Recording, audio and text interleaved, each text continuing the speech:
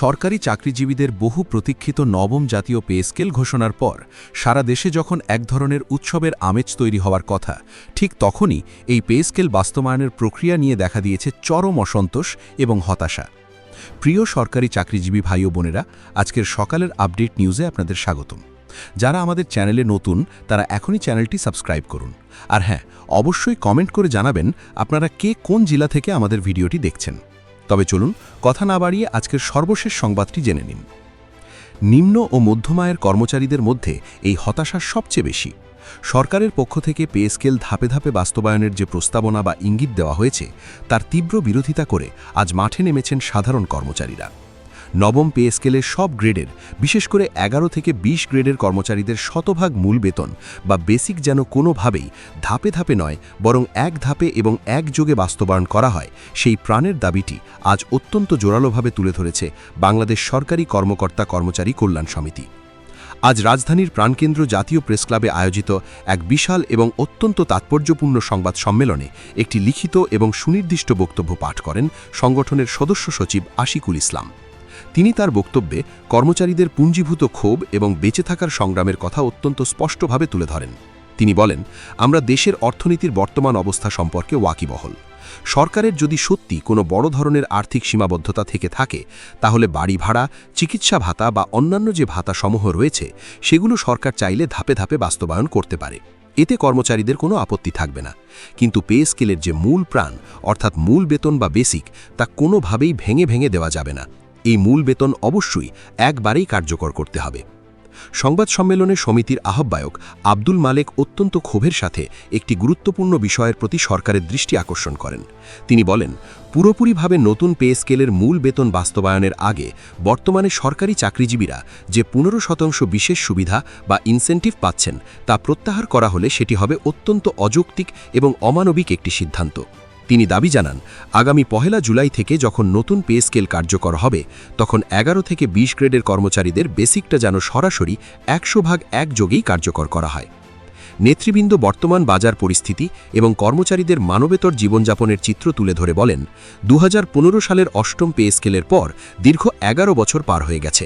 2020 সালের পর থেকে নতুন পে স্কেল বাস্তবায়িত না হওয়ায় হাজার হাজার সরকারি কর্মচারী তাদের বেতনের সর্বোচ্চ ধাপে পৌঁছে গেছেন, যার ফলে গত কয়েক বছর ধরে তারা তাদের ন্যায্য বার্ষিক ইনক্রিমেন্ট থেকেও পুরোপুরি বঞ্চিত হচ্ছেন।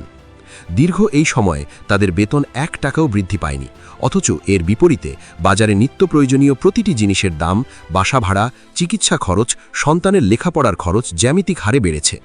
দ্রব্যমূল্যের এই লাগামহীন ঊর্ধ্বগতির কারণে সাধারণ কর্মচারীদের ক্রয় ক্ষমতা ব্যাপকভাবে হ্রাস পেয়েছে।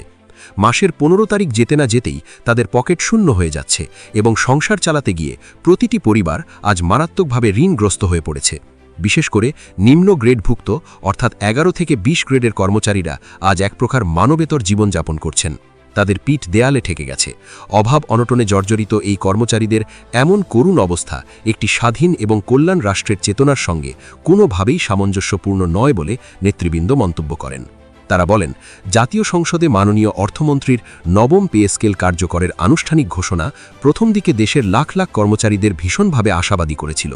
কিন্তু পরবর্তীতে যখন শোনা গেল যে এই নতুন পে স্কেলটি একসঙ্গে নয় বরং ধাপে ধাপে বাস্তবায়ন করা হবে, এই প্রস্তাবটি সাধারণ কর্মচারীদের মাঝে গভীর উদ্বেগ, উৎকণ্ঠা ও চরম হতাশার সৃষ্টি করেছে।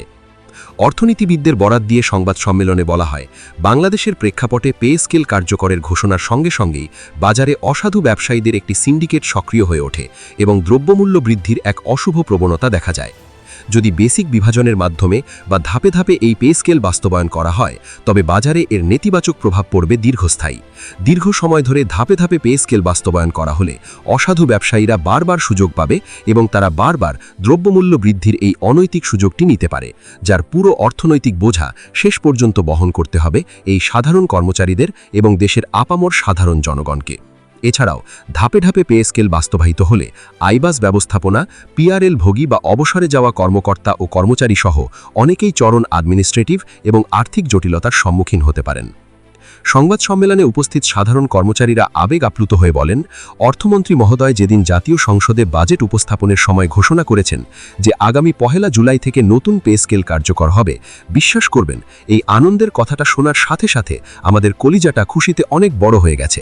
আমরা ভেবেছিলাম আমাদের দীর্ঘদিনের অবসান হতে যাচ্ছে, কিন্তু যখনই আমরা শুনলাম যে এই নতুন পে স্কেল ধাপে ধাপে দেওয়া হবে, তখনই আমাদের মনটা ভেঙে কালো হয়ে গেছে।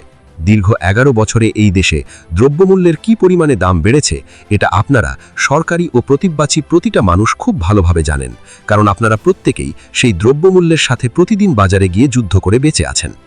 তারা অতীতের পে স্কেলগুলোর উদাহরণ টেনে বলেন, আমরা শুধু একটা কথাই সরকারকে স্মরণ করিয়ে দিতে চাই যে অতীতের যে 3টা পে স্কেল আপনারা দেখেছেন বা বাস্তবায়ন করেছেন, সেই 3টা পে স্কেলের কোনো পে স্কেলই কিন্তু 2 ধাপের বেশি বাস্তবায়নের জন্য সময় নেয়নি।